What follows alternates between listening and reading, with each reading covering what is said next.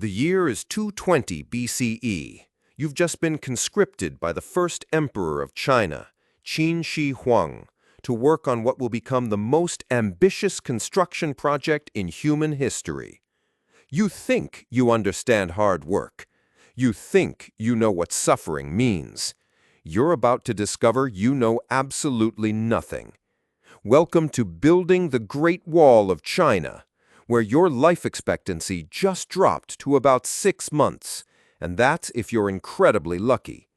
Conservative estimates suggest that over 400,000 people died building the Great Wall during the Qin dynasty alone.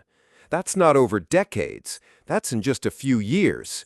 Some historians believe the actual number could be closer to 1 million. To put this in perspective, that's more deaths than some entire wars, and you're about to become part of that statistic. But before we dive into the nightmare that awaits you, let's talk about how you ended up here. You didn't volunteer. Nobody volunteers to build the Great Wall. You were conscripted through one of the most brutal recruitment systems ever devised. Maybe you were a farmer who couldn't pay your taxes. Maybe you were a criminal whose punishment was forced labor. Maybe you were just in the wrong place at the wrong time when the emperor's recruitment officers came through your village. It doesn't matter now. Your old life is over. The recruitment process itself is designed to break you psychologically before the physical labor even begins. Armed soldiers surround your village in the dead of night. They drag able-bodied men from their homes, separating families with no explanation and no timeline for return. Children cry for their fathers. Wives beg for information about when their husbands might come home. The soldiers ignore all of it. They have quotas to meet, and human emotion doesn't factor into their calculations. You're marched away from everything you've ever known, often hundreds of miles to the construction sites. This forced march is your first taste of what's coming. There are no supply wagons, no provisions for the journey. You eat what you can forage along the way. You sleep on the ground in all weather. Guards beat anyone who falls behind. Some recruits die during the march itself, and their bodies are simply left by the roadside as warnings to the others.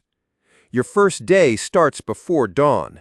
You're woken up by guards with whips and clubs. There's no gentle wake-up call, no breakfast waiting for you. You get a bowl of thin rice gruel if you're lucky, maybe some millet porridge that's mostly water. This might be the only meal you get for the next 16 hours. The guards don't care if you're sick, injured, or dying. If you can still breathe, you can still work. But let's talk about that gruel for a moment, because it reveals just how calculated your suffering really is. The recipe isn't designed to nourish you. It's designed to keep you alive just long enough to be useful.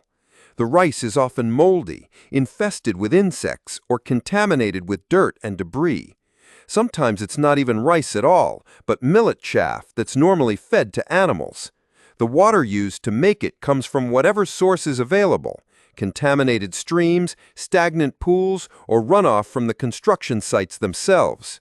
The bowl you eat from has never been cleaned. It's passed from worker to worker, accumulating layers of filth and disease. Dysentery spreads like wildfire through the work camps because of these shared eating implements. Workers develop chronic diarrhea that slowly dehydrates them and weakens them until they can't work anymore. When that happens, they're simply left to die. You're marched to your work site, which could be anywhere from a few miles to dozens of miles away from where you slept. There are no roads, no comfortable transportation. You walk, often through mountainous terrain that would challenge modern hikers. Your feet are wrapped in cloth if you're fortunate enough to have any. Most workers go barefoot, even in winter, even over sharp rocks and frozen ground. The march to the work site is another form of torture.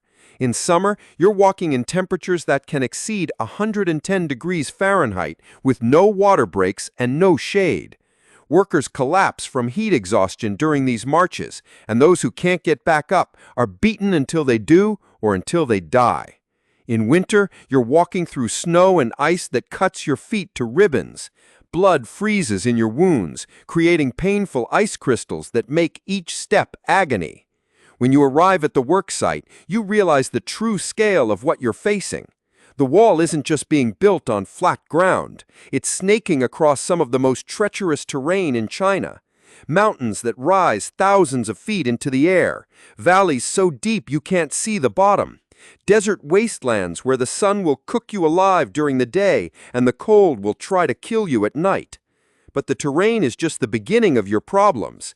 The logistics of this project are insane beyond comprehension.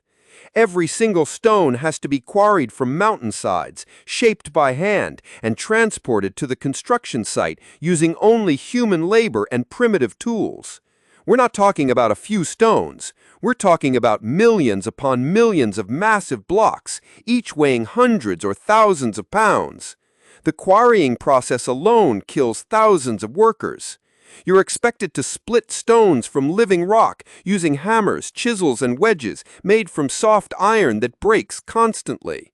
The noise is deafening, hundreds of workers hammering on stone all day long, creating a cacophony that damages hearing permanently. Stone chips fly constantly, blinding workers and creating infected wounds all over their bodies. When stones split unexpectedly, they crush workers instantly. There's no safety protocol, no protective equipment, no way to predict when a massive section of rock will break free and kill everyone in its path. Bodies are simply dragged out of the way so work can continue. The quarries become graveyards where workers are buried under tons of the same stone they died trying to harvest. Your job depends on what the overseers think you're capable of. If you're young and strong, congratulations, you get to carry stones. Not small stones, massive blocks that weigh hundreds of pounds. You'll be expected to carry these up mountainsides using nothing but ropes, wooden pulleys, and your own body. There are no machines, no advanced engineering, just human muscle and the constant threat of death if you can't keep up. The stone carrying system is designed to maximize suffering and death.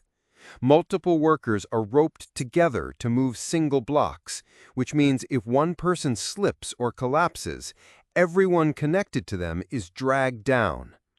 Falls from mountain paths don't just kill the person who slipped, they kill entire teams of workers who are pulled over cliffs by the failing rope systems. The ropes themselves are made from plant fibers that rot quickly in wet weather and become brittle in dry conditions. They snap without warning, sending massive stones crashing down on workers below. There's no quality control, no testing of rope strength. When ropes fail and workers die, new ropes are made and new workers are assigned to continue the work.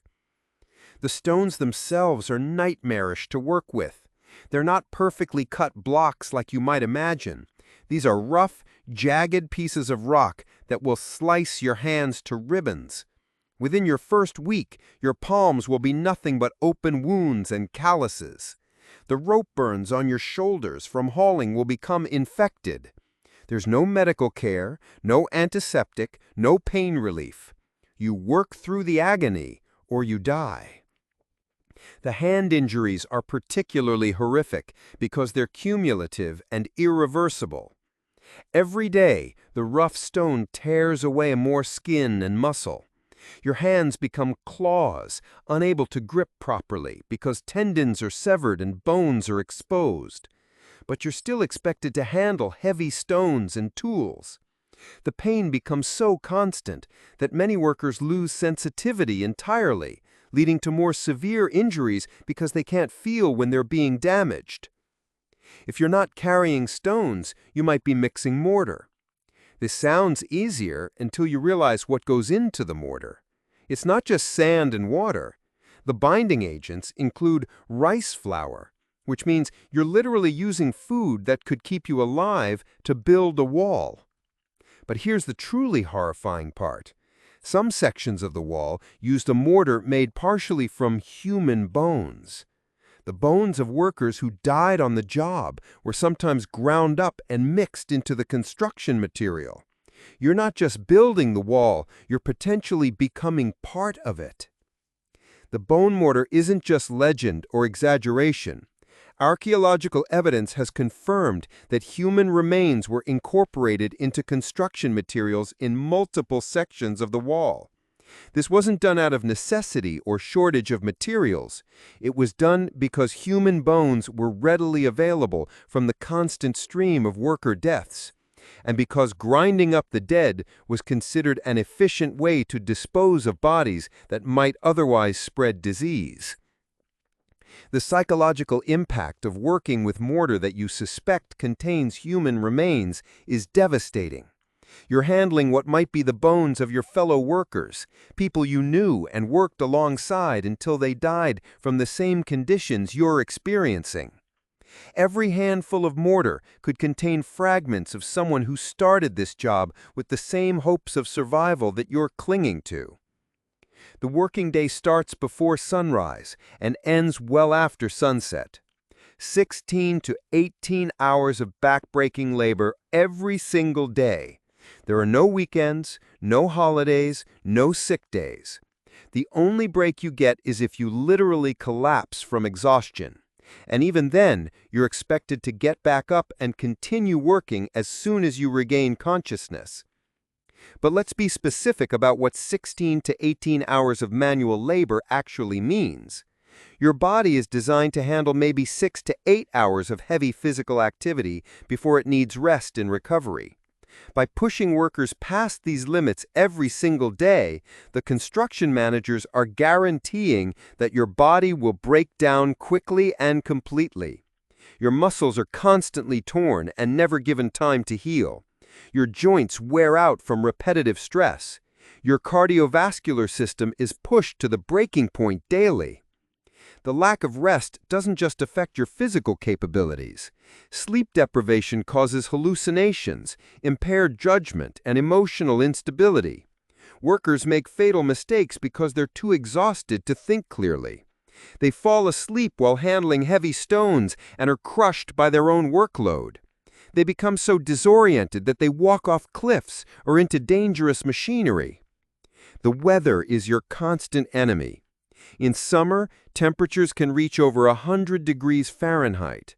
You're working in direct sunlight with no shade, no water breaks, wearing heavy clothing because anything less leaves you exposed to cuts and scrapes that will become infected. Heat stroke kills workers daily. Their bodies are simply left where they fall until the end of the workday. Summer construction creates its own unique forms of torture. The combination of extreme heat and heavy labor causes massive dehydration that clouds your thinking and makes your hands shake uncontrollably. Your body stops producing sweat, which means your internal temperature starts rising to fatal levels. Heat exhaustion causes workers to vomit repeatedly, but there's no replacement for the fluids they lose. The sun exposure is relentless and damaging. Workers develop severe sunburn that blisters and peels, leaving raw, infected flesh exposed to dirt and stone dust. Without any protection, your skin literally cooks under the desert sun. Eye damage from reflected sunlight off stone and sand causes blindness that makes work even more dangerous. Winter is somehow worse. Temperatures plummet well below freezing.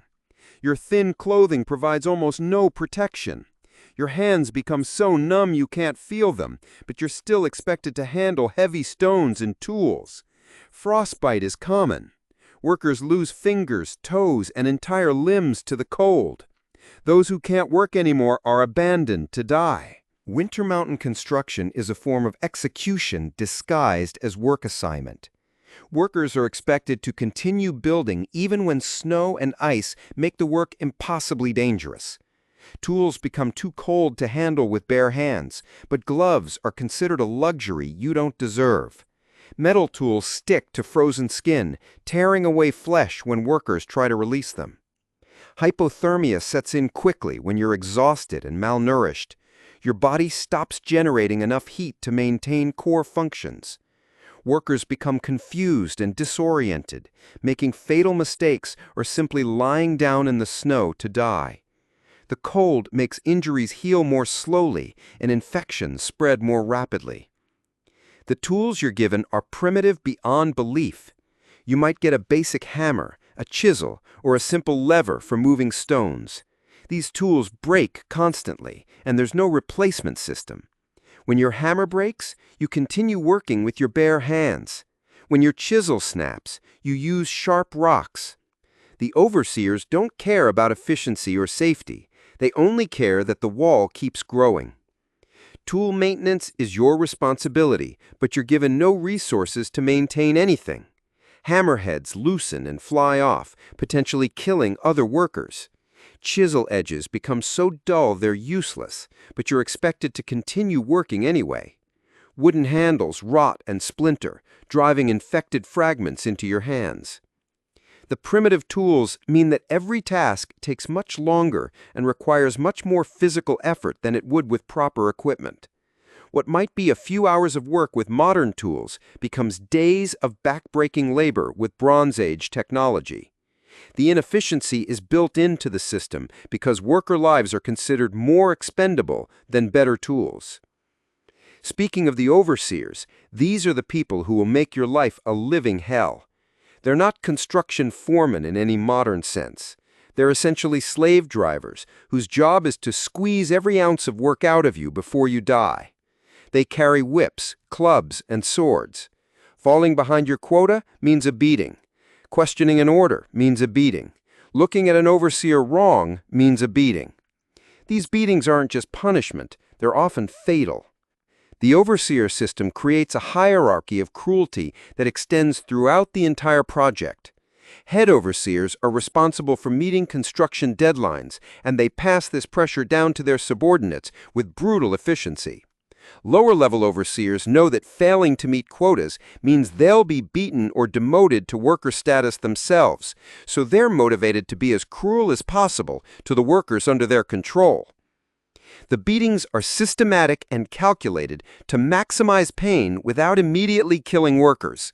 Overseers are trained in techniques that cause maximum suffering while keeping workers alive long enough to continue laboring. They know exactly how many lashes a malnourished worker can survive, how much damage they can inflict without causing immediate death. The psychological warfare employed by overseers is as brutal as the physical abuse. They deliberately humiliate workers, forcing them to compete against each other for basic necessities. They play favorites arbitrarily, giving slightly better treatment to some workers just to create jealousy and division among the labor force. They make examples of workers who show any sign of independence or leadership, brutally punishing them in front of others as a warning. The quota system is designed to kill you. Each worker is expected to move a certain amount of stone or complete a certain section of wall each day. The quotas are set impossibly high. They're based on what the strongest worker on their best day might accomplish, and then increased beyond that. Missing your quota doesn't just mean punishment for you. Your entire work group gets punished. This creates a system where workers turn against each other, fighting over resources and sabotaging others to save themselves. The quota calculations are deliberately impossible because the system is designed to fail. Managers know that meeting the quotas would require superhuman effort that no worker can sustain. The impossible quotas serve as justification for constant punishment and as a method of ensuring that workers die quickly enough to maintain the fear that keeps others working. Work groups are deliberately organized to maximize conflict and prevent solidarity. Strong workers are placed with weak ones, ensuring that the entire group fails when the weakest member can't keep up. This creates resentment and violence within work groups, preventing workers from organizing or supporting each other against the overseers. The collective punishment system means that workers become enforcers of their own oppression. They beat and abuse their fellow workers more viciously than the overseers do, because they know that any failure by a team member will result in punishment for everyone. The system turns potential allies into enemies, isolating each worker in a web of mutual suspicion and hostility. Food is a weapon used against you. The daily ration is calculated to keep you alive just long enough to be useful, but not a single brain more. You're getting maybe 800 calories a day while burning 4,000 calories through manual labor. Your body starts consuming itself within weeks. Muscle mass disappears. Your immune system shuts down. You become a walking skeleton covered in skin. The starvation is gradual and systematic, designed to extract maximum labor while minimizing food costs. In the early weeks, you feel hungry but can still function. By the second month, you're weak and dizzy constantly. By the third month, you're hallucinating from hunger, and your body is cannibalizing muscle tissue to stay alive. By the fourth month, you're too weak to perform your job effectively, which means you're ready to be replaced by fresh workers. The hunger affects your mental state as much as your physical condition. Starving workers become obsessed with food, unable to think about anything else. They'll fight viciously over scraps, steal from dying workers, and betray their friends for an extra mouthful of gruel. The end game unfolds when you're too weak to work, or you exceed the predetermined time limit. This doesn't mean retirement to camp hire. It means the back-breaking way, or as Momer calls it, the back way. This is euphemism for execution. The back way is the most efficient way to eliminate unproductive workers. When someone is too weak to meet the quota, or their injuries make them no longer useful, they're taken to a spot near the wall where they're simply executed. Constant hunger creates a permanent state of desperation that makes organized resistance impossible. Your body's response to chronic starvation creates a downward spiral that accelerates your death. As you lose muscle mass, you become less capable of performing the physical labor required. As you become weaker, you're more likely to be beaten by overseers for failing to meet quotas. As you're beaten more frequently, your body needs more calories to heal, but you're getting fewer calories because your productivity is dropping. The rice gruel you get is often moldy or contaminated with insects and dirt. There's no quality control, no safety standards. Dysentery and food poisoning are constant companions.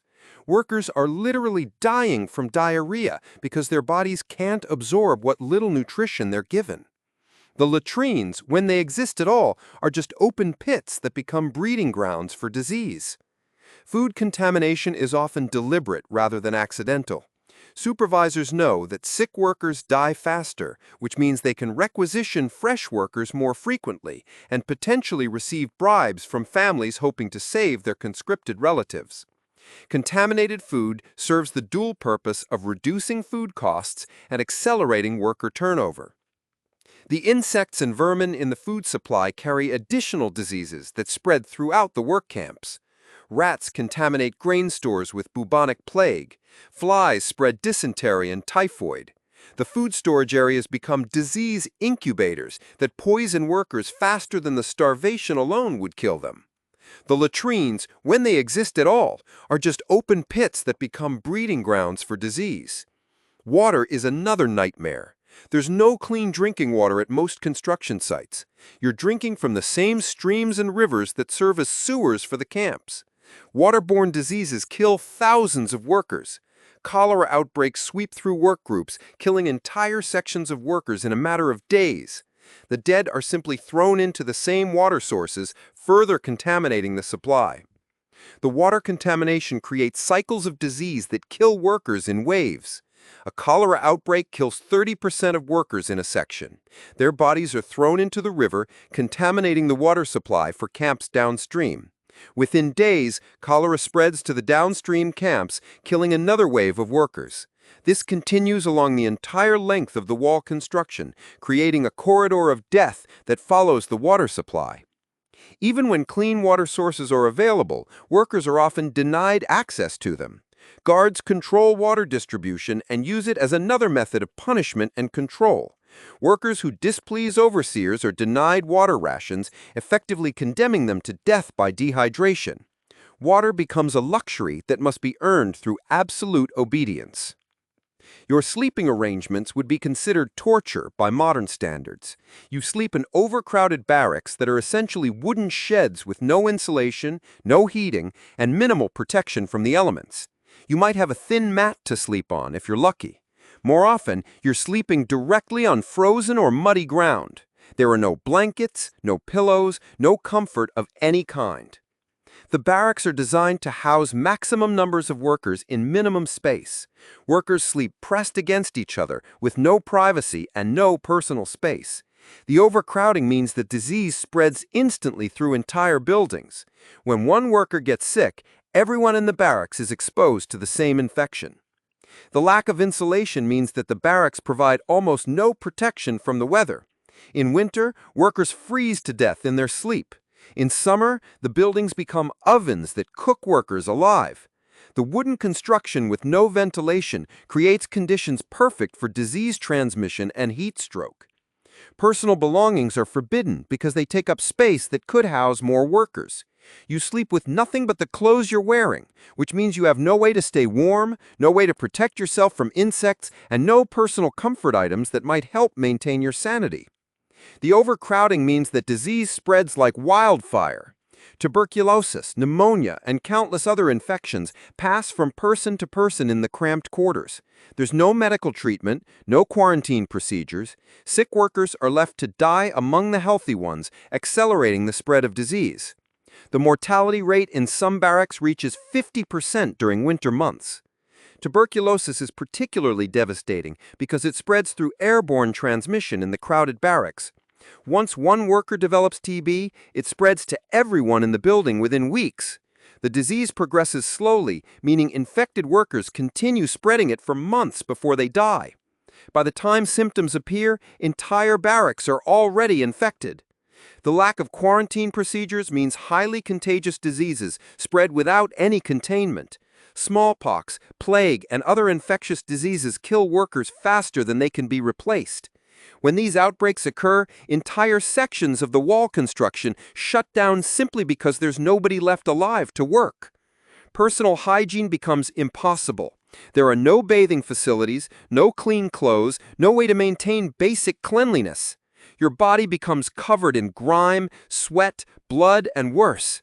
Open wounds become infected because there's no way to keep them clean. The smell in the barracks is indescribable, a combination of human waste, rotting flesh, vomit, and death. The lack of cleanliness creates cascading health problems that accelerate worker deaths. Infected wounds become necrotic, spreading gangrene that kills workers slowly and painfully. Skin diseases make the already unbearable working conditions even more torturous. Parasites infest workers' bodies, causing additional malnutrition and disease. Without soap, clean water, or washing facilities, workers develop chronic skin infections that cover their entire bodies. These infections become entry points for more serious diseases and make existing injuries heal more slowly. The constant presence of open, infected wounds creates a smell so putrid that even the guards avoid close contact with workers when possible. The psychological torture is just as brutal as the physical abuse. You watch people die every single day, not just from accidents or illness, but from exhaustion, despair, and suicide. Workers throw themselves off cliffs rather than face another day of construction. Others simply lie down and refuse to get up, choosing death over continued suffering. The suicide rate among wall workers was astronomical. The constant exposure to death and suffering breaks workers mentally long before their bodies give out. Watching friends and fellow workers die horrible deaths every day creates a permanent state of trauma that makes rational thinking impossible. Workers exist in a constant state of terror, never knowing if today will be the day they die. The randomness of death makes the psychological torture even worse. Workers can do everything right and still die from accidents, disease, or arbitrary punishment. The knowledge that survival has nothing to do with effort or behavior creates a sense of hopelessness that drives many workers to suicide rather than waiting for random death to claim them. You're completely cut off from your family in previous life. There's no communication system, no way to send messages home. You don't know if your family is alive or dead. They don't know what's happened to you. For all practical purposes, you've disappeared from the world. This isolation breaks workers psychologically long before the physical labor kills them. The isolation is deliberately maintained because contact with the outside world might provide hope that would make workers less compliant. Families that try to visit or send supplies to conscripted workers are turned away or arrested. The complete severing of outside relationships ensures that workers have nothing to live for except the slim possibility of surviving their service. Letters and messages are forbidden because they might contain information about resistance movements or escape routes. Workers who are caught trying to communicate with the outside world are tortured and killed as examples to others. The communication ban extends to fellow workers. Talking about home or family is punishable by beating. The work accidents are constant and gruesome. Massive stones slip from ropes and crush workers instantly. Scaffolding collapses, sending dozens of people plummeting to their deaths. Cave-ins bury workers alive. There's no safety equipment, no rescue procedures, no first aid. When someone is injured, they're left to die unless they can somehow continue working. The accident rates are so high that they're factored into construction schedules as normal operating costs. Managers calculate how many workers will die from accidents each month and requisition replacements accordingly. Worker deaths from accidents are considered as predictable and manageable as tool breakage or weather delays. Rescue attempts are forbidden because they interfere with work schedules and might endanger other workers who are still productive. Workers who are buried in cave-ins are simply left to die, even when they could potentially be saved. The decision is always made based on whether recovery efforts would slow down construction. Safety equipment doesn't exist because worker lives are considered more expendable than the materials needed to create protective gear. Ropes, harnesses, and protective clothing are luxuries that would reduce the profit margin of the project. Dead workers are simply replaced with new conscripts. The mountain construction is particularly deadly. Workers are expected to build scaffolding and platforms on sheer cliff faces using primitive tools and techniques. Ropes are made from plant fibers that rot and break without warning. Windstorms can blow workers off exposed sections of the wall. Falls from these heights don't just kill you, they destroy your body so completely that often there's nothing left to bury. Mountain construction sites become killing fields, where workers die so regularly that body removal becomes a full-time job. The terrain makes it impossible to recover bodies that fall into deep ravines, so they're simply left to rot where they land. The smell of decomposing corpses becomes a constant presence at mountain work sites. Wind conditions at high altitudes create additional hazards that kill workers regularly. Sudden gusts can blow workers off scaffolding or cause them to lose control of heavy stones that crush other workers below. The unpredictable weather at high elevations means that working conditions can become fatal without warning. In desert sections, the combination of extreme heat and lack of water creates a different kind of hell. Workers die from dehydration within hours of starting their shifts. Sandstorms bury entire work sites, suffocating anyone caught in the open. The sand gets into everything: your food, your water, your lungs. Silicosis from inhaling sand and stone dust causes slow, painful deaths as workers literally drown in their own fluids. Desert construction creates unique forms of torture that don't exist in other environments. The extreme temperature swings between day and night cause materials to expand and contract, making construction more dangerous and causing structures to collapse without warning. Tools become too hot to handle during the day and too cold to grip at night. Sandstorms in desert construction sites can last for days, making work impossible but providing no rest for workers. During storms, workers are trapped in inadequate shelters with no food or water for days. Water, slowly dying of thirst while waiting for conditions to improve. Many workers die during these storms, and their bodies are buried by the sand before they can be recovered. The winter mountain construction is perhaps the worst job assignment you could receive.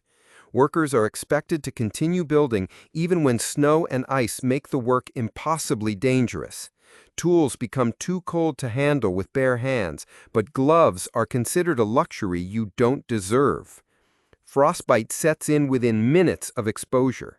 Workers lose limbs regularly, and those who can't work are simply abandoned to freeze to death. The winter mountain work creates conditions so severe that survival becomes impossible even for healthy, well-fed workers. The combination of altitude, cold, malnutrition, and exhaustion creates a death rate approaching 100% for workers assigned to these sections. Assignment to winter mountain work is essentially a death sentence carried out over weeks instead of minutes. The military guards overseeing the project are under orders to prevent escape at any cost. The punishment for attempting to flee is death, not just for you, but for your entire work group. This creates an atmosphere of constant surveillance and paranoia. Workers spy on each other, reporting escape plans in exchange for slightly better rations. Trust becomes impossible in an environment where betraying your fellow workers might mean the difference between life and death. The guard system is designed to create maximum paranoia and prevent any form of worker cooperation.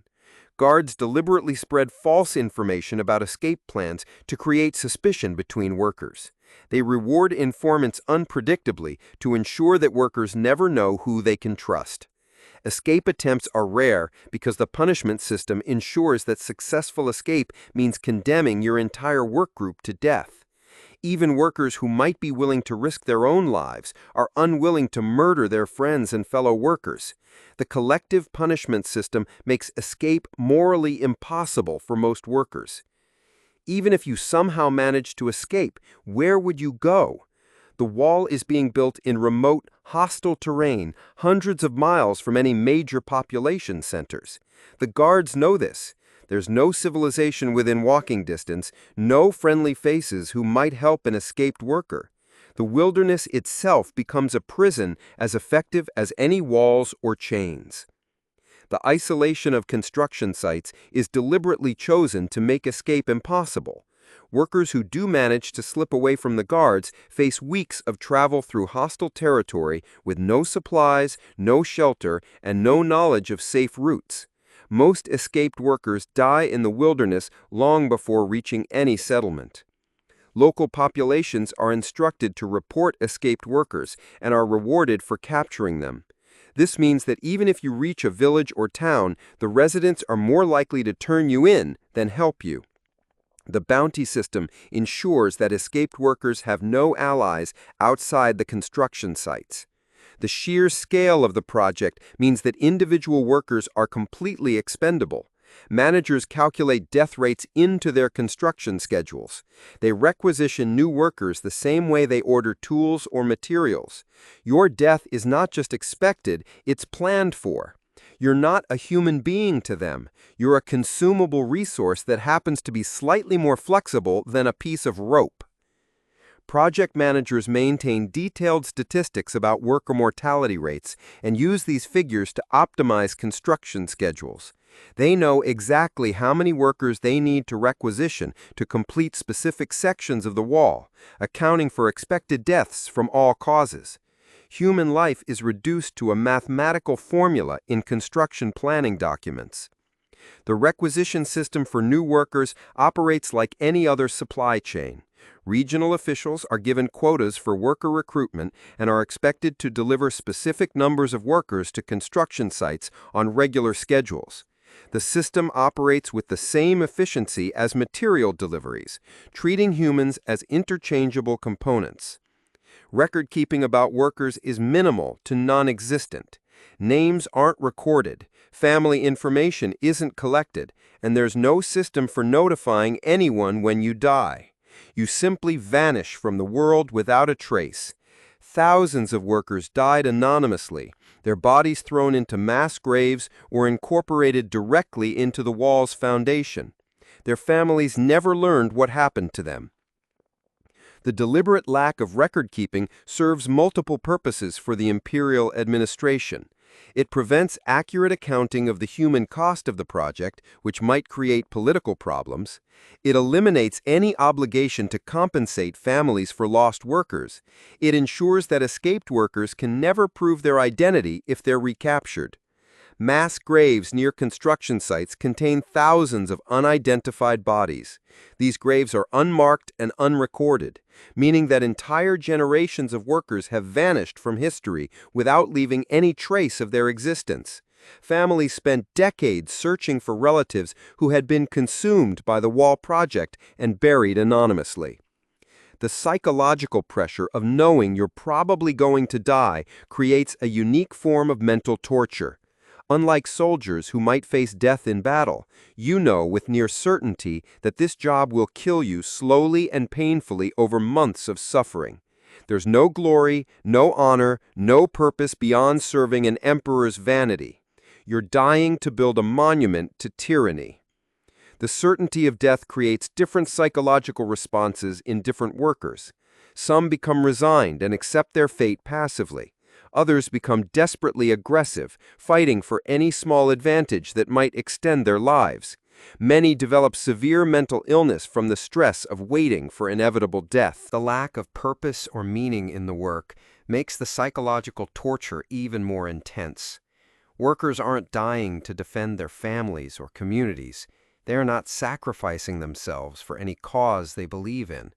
They're simply being used up to satisfy an emperor's ego, which makes their suffering feel completely pointless. The few workers who survive long enough to complete their service are often so broken physically and mentally that they never recover. Malnutrition during crucial months or years leaves permanent damage. Injuries sustained during construction result in lifelong disabilities. Many survivors die within months of release simply because their bodies can't recover from the trauma. Survivors who do make it home often find that their families have given up hope and moved on. Wives have remarried, children don't recognize their fathers, and property has been redistributed. The workers who do survive discover that they've not only lost their health, but their entire previous lives. The physical damage from wall construction is permanent and progressive. Workers who survive develop chronic pain conditions that make normal work impossible. Lung damage from stone dust causes breathing problems that worsen over time. Joint damage from carrying heavy stones creates arthritis that progresses throughout their remaining lives. The truly horrific irony is that much of the wall being built during this period won't even survive. Sections built with forced labor and inadequate materials crumble within decades. The workers who died building these sections literally died for nothing. Their sacrifice didn't even result in a permanent structure. They died to move rocks from one place to another, creating a temporary monument to imperial ego.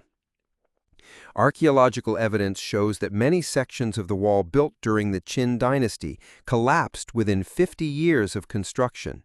The rushed timeline and inadequate materials meant that the structure was doomed to fail from the beginning. Workers died building a wall that the engineers knew wouldn't last. The impermanent nature of much early wall construction reveals the true purpose of the project. It wasn't really about creating effective border defenses. It was about demonstrating imperial power through the ability to mobilize and consume massive amounts of human labor. The wall was a symbol of the emperor's ability to command life and death on a massive scale.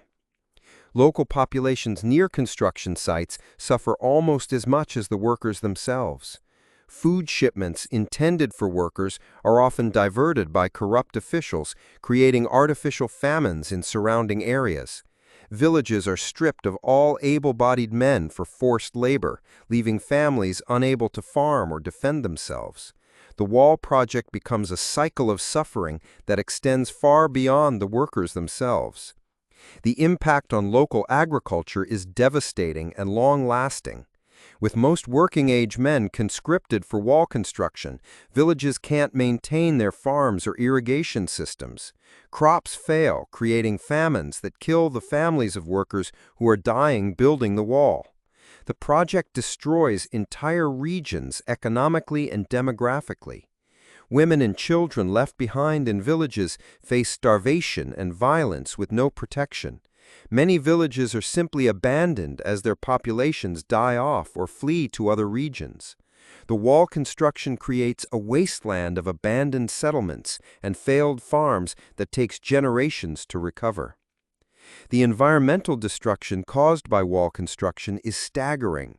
Entire forests are clear-cut to provide wood for scaffolding and fires. Quarries strip away mountainsides, creating erosion and landslides that destroy farmland below. Rivers are diverted or dammed to supply construction sites, disrupting water supplies for hundreds of miles downstream.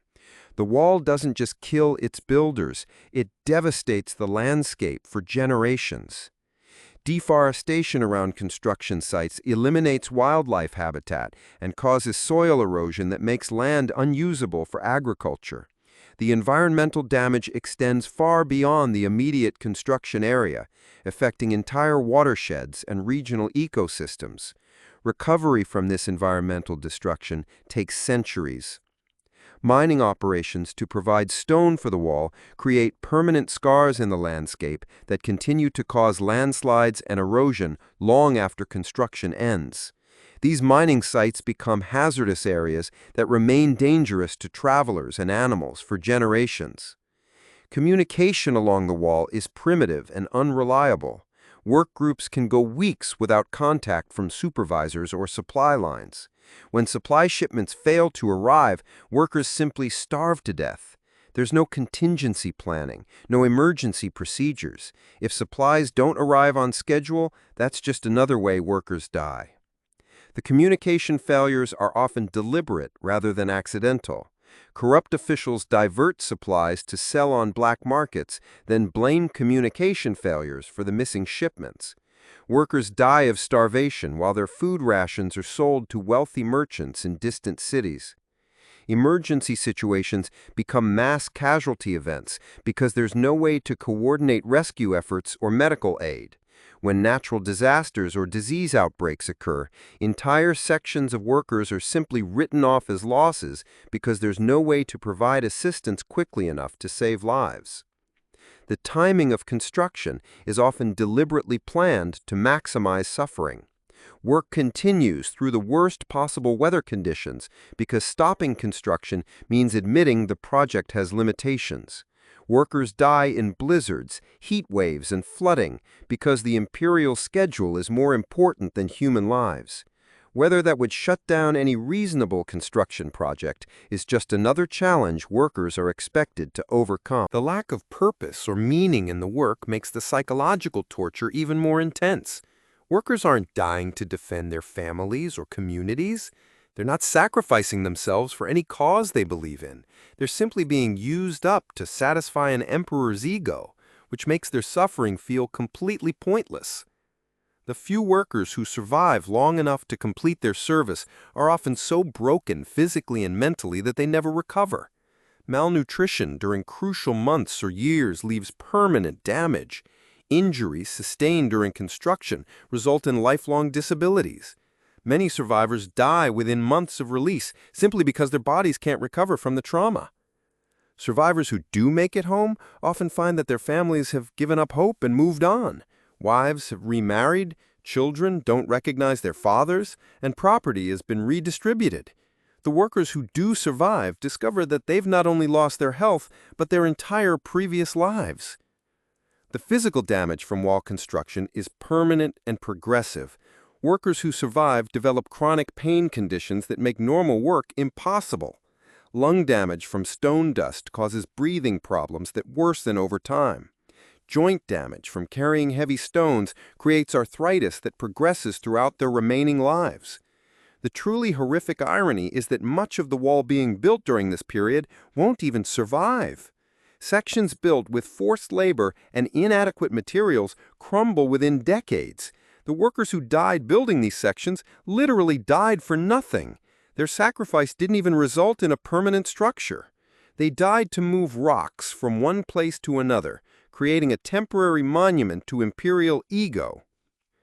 Archaeological evidence shows that many sections of the wall built during the Qin dynasty collapsed within 50 years of construction. The rush timeline and inadequate materials meant that the structure was doomed to fail from the beginning. Workers died building a wall that the engineers knew wouldn't last. The impermanent nature of much early wall construction reveals the true purpose of the project. It wasn't really about creating effective border defenses. It was about demonstrating imperial power through the ability to mobilize and consume massive amounts of human labor. The wall was a symbol of the emperor's ability to command life and death on a massive scale. Local populations near construction sites suffer almost as much as the workers themselves. Food shipments intended for workers are often diverted by corrupt officials, creating artificial famines in surrounding areas. Villages are stripped of all able-bodied men for forced labor, leaving families unable to farm or defend themselves. The wall project becomes a cycle of suffering that extends far beyond the workers themselves. The impact on local agriculture is devastating and long-lasting. With most working-age men conscripted for wall construction, villages can't maintain their farms or irrigation systems. Crops fail, creating famines that kill the families of workers who are dying building the wall. The project destroys entire regions economically and demographically. Women and children left behind in villages face starvation and violence with no protection. Many villages are simply abandoned as their populations die off or flee to other regions. The wall construction creates a wasteland of abandoned settlements and failed farms that takes generations to recover. The environmental destruction caused by wall construction is staggering. Entire forests are clear-cut to provide wood for scaffolding and fires. Quarries strip away mountainsides, creating erosion and landslides that destroy farmland below. Rivers are diverted or dammed to supply construction sites, disrupting water supplies for hundreds of miles downstream. The wall doesn't just kill its builders, it devastates the landscape for generations. Deforestation around construction sites eliminates wildlife habitat and causes soil erosion that makes land unusable for agriculture. The environmental damage extends far beyond the immediate construction area, affecting entire watersheds and regional ecosystems. Recovery from this environmental destruction takes centuries. Mining operations to provide stone for the wall create permanent scars in the landscape that continue to cause landslides and erosion long after construction ends. These mining sites become hazardous areas that remain dangerous to travelers and animals for generations. Communication along the wall is primitive and unreliable. Work groups can go weeks without contact from supervisors or supply lines. When supply shipments fail to arrive, workers simply die to starvation. There's no contingency planning, no emergency procedures. If supplies don't arrive on schedule, that's just another way workers die. The communication failures are often deliberate rather than accidental. Corrupt officials divert supplies to sell on black markets, then blame communication failures for the missing shipments. Workers die of starvation while their food rations are sold to wealthy merchants in distant cities. Emergency situations become mass casualty events because there's no way to coordinate rescue efforts or medical aid. When natural disasters or disease outbreaks occur, entire sections of workers are simply written off as losses because there's no way to provide assistance quickly enough to save lives. The timing of construction is often deliberately planned to maximize suffering. Work continues through the worst possible weather conditions because stopping construction means admitting the project has limitations. Workers die in blizzards, heat waves, and flooding because the imperial schedule is more important than human lives. Weather that would shut down any reasonable construction project is just another challenge workers are expected to overcome. Construction schedules are set by officials who have never visited the work sites and have no understanding of actual working conditions. Impossible deadlines are imposed without regard for weather, terrain, or worker capability. Meeting these deadlines requires sacrificing worker lives on a massive scale. The refusal to adjust schedules for weather creates predictable mass casualty events. Officials know that continuing work during dangerous weather will kill workers, but they calculate that the political cost of missing deadlines is higher than the cost of worker deaths. Disease outbreaks are handled by simply abandoning infected sections and requisitioning new workers. There's no treatment, no quarantine, no attempt to save lives. When plague or cholera sweeps through a work group, guards simply cordon off the area and wait for everyone inside to die. The bodies are burned or buried in mass graves, and new workers are brought in to continue where the dead left off. Disease management consists entirely of containment to prevent spread to uninfected workers. No effort is made to treat sick workers because medical care is considered a waste of resources. The sick are simply isolated and left to die, which often spreads disease further because isolation areas become breeding grounds for infection. The mass burial of disease victims often contaminates water supplies and spreads infection to new groups of workers.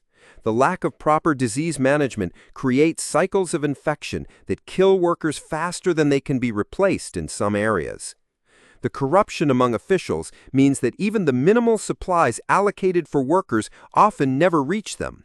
Food, tools, and medicine are sold on black markets, while workers starve and die from preventable causes. Officials get rich selling basic necessities that were supposed to keep workers alive just long enough to be useful. Corruption operates at every level of the project administration. Local officials sell worker food rations for personal profit. Regional administrators divert construction materials to private projects. Central government officials embezzle funds allocated for worker welfare, knowing that dead workers can't testify about missing supplies. The corruption creates a system where worker deaths generate profit for officials. The faster workers die, the more supplies can be diverted and sold. This creates incentives for officials to worsen working conditions deliberately to increase their illegal income. Quality control is non-existent because the people doing the building will be dead long before any structural problems become apparent. Workers are forced to use substandard materials and follow construction techniques they know are flawed. The wall they're dying to build is doomed to fail, but questioning construction methods is punishable by death. Engineers and skilled workers who point out construction flaws are punished as troublemakers. The political pressure to meet impossible deadlines means that any criticism of methods or materials is treated as sabotage. Quality concerns are ignored because addressing them would require admitting that the project timeline is unrealistic. Workers are forced to use materials they know are inadequate because proper materials aren't available or have been diverted by corruption. The resulting construction is inherently unstable, but workers who refuse to use substandard materials are beaten or killed as examples to others. The seasonal cycle creates different ways to die throughout the year. Spring brings floods that wash away months of work and drown workers caught in low-lying areas. Summer heat kills through dehydration and heat stroke. Fall isolation cuts off supply lines as winter approaches. Winter cold freezes workers to death in their sleep. There's no safe season to be working on the wall. Spring flooding is particularly devastating because it destroys completed work and kills workers who are trapped in valleys or low-lying construction sites. Flash floods in mountain areas give workers no time to escape, and entire work groups are swept away without warning.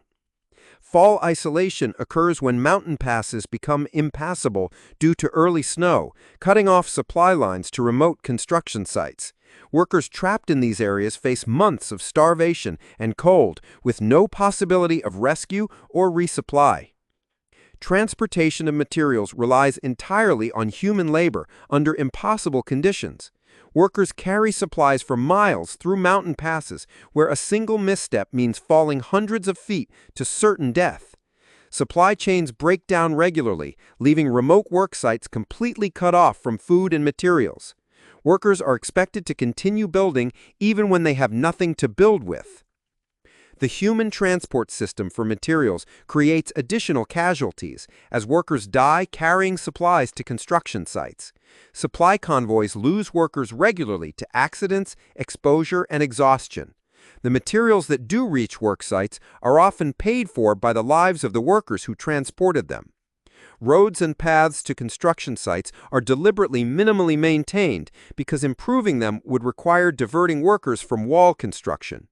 The dangerous routes kill workers and destroy supplies regularly, but this is considered acceptable because building better supply routes would slow down the primary project. The few records that do exist from this period show that survival rates varied dramatically based on work assignment. General construction workers had a life expectancy measured in months. Stone carriers typically died within weeks. Workers assigned to the most exposed sections often didn't survive their first assignment. The work assignments themselves became a form of execution. Assignment to specific work details operates as an informal death penalty system. Workers who displease overseers are assigned to the most dangerous jobs as punishment. The assignment system allows officials to kill troublesome workers without formally executing them. Survival statistics are carefully tracked by administrators to optimize the use of worker lives. Officials calculate how to extract maximum labor from each worker before they die, adjusting work assignments and rations to maximize productivity per worker lifetime. Work assignments are sometimes made based on workers' background and perceived value. Skilled craftsmen might be given slightly safer assignments to preserve their abilities longer. Farmers and laborers are assigned to the most dangerous work because they're considered more easily replaceable. The medical care system, such as it exists, is designed to identify workers who are about to die so they can be replaced, rather than treating injuries or illnesses. The few medical practitioners at construction sites are essentially coroners who confirm deaths and identify workers who are too weak to continue laboring. Medicine and medical supplies are reserved for overseers and officials. Workers who are injured or sick are left to recover on their own or die. The medical system serves to protect the people running the project while ensuring that workers receive no care that might extend their lives or reduce their suffering. Injured workers who can't perform their jobs are often killed outright rather than being allowed to recover. Maintaining disabled workers requires resources that officials prefer to use for healthy replacement workers. Industrial accidents that leave workers permanently disabled become death sentences. The few workers who do receive medical attention are treated only enough to return them to work, regardless of their long-term health. Broken bones are set poorly, leaving workers permanently disabled but still able to perform basic labor. Infections are ignored unless they're immediately life-threatening. So when you watch documentaries about the Great Wall being one of humanity's greatest achievements, remember this: it was built with slave labor under conditions that would be considered war crimes today. Every stone in those ancient sections represents unimaginable human suffering. Every mile of wall cost hundreds of lives. The Great Wall of China isn't just an architectural marvel. It's one of the largest graveyards in human history, where over 1 million people died to satisfy one emperor's paranoid delusions about border security. The romanticization of the Great Wall in modern times obscures the horrific human cost of its construction.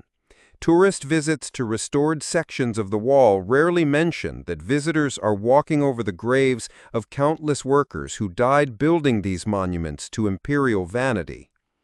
Educational materials about the wall typically focus on its engineering achievements, while ignoring the forced labor system that made construction possible. The human cost is minimized or ignored entirely, creating a sanitized version of history that honors the oppressors while forgetting their victims. You wouldn't survive building the Great Wall of China because it was never designed for anyone to survive. It was designed to extract maximum labor from human beings before discarding them like broken tools. The wall stands today as a monument not to human achievement, but to human cruelty on a scale that's almost impossible to comprehend. Those workers didn't die building a wonder of the world. They died as slaves, forgotten and nameless, buried in mass graves or incorporated directly into the structure they died creating. The Great Wall of China represents one of history's largest crimes against humanity, disguised as a construction project. The scale of suffering and death involved in its construction exceeds many genocides, but it's celebrated as an achievement rather than mourned as a tragedy. Modern visitors to the Great Wall are walking through a crime scene that has been transformed into a tourist attraction. Every section of the ancient wall is built on a foundation of human bones and watered with human blood. The workers who died building it deserve to be remembered not as statistics or footnotes, but as victims of one of history's most brutal systems of forced labor. The true legacy of the Great Wall of China isn't its architectural achievement or its effectiveness as a defense system. It's the demonstration of what governments can accomplish when they treat human lives as completely expendable resources. The wall stands as a warning about the dangers of unchecked state power and the human cost of projects that prioritize political goals over human welfare.